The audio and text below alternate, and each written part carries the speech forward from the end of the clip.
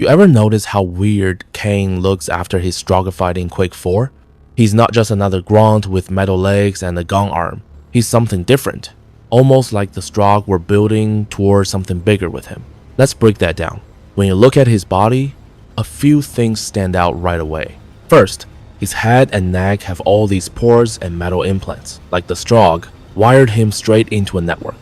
Those aren't just life support tubes, they look like control links. Then there's that chest device, a big circular rig right in the middle of his torso. It's not armor, it's too centralized and clean for that. It feels like a power or data node, the kind of thing a command unit would use to sync with other Strogg. And check out his limbs, they're not replaced with heavy weaponry like normal Strogg soldiers. Instead, he's got conduits and support braces running along his muscles. Like his body's meant to channel energy or control something, not just fight with brute force. So here's the theory.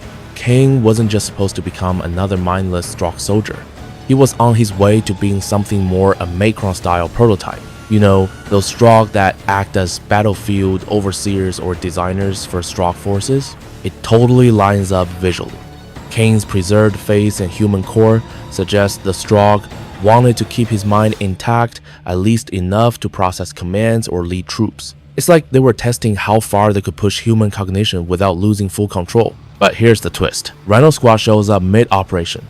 Kane's implants are active, but his mind isn't completely overwritten yet. That's why he stays self-aware while still being part Strogg. If the squad had been a few minutes later, we probably would have seen a full-on command unit Kane leading Strogg into battle like a smaller, field-ready Macron. Now, to be fair, there's no developer code flat out saying, yeah, Kane was supposed to be the next Macron, but the visual storytelling points that way. These implants are too refined, too central, too control-oriented for a random soldier conversion. So, bottom line, Kane's body design isn't random.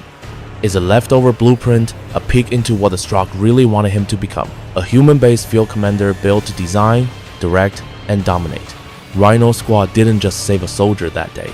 They stopped the birth of the next Macron. But here's a cool extra detail. If you switch to third-person view during the game, Kane doesn't even look like himself.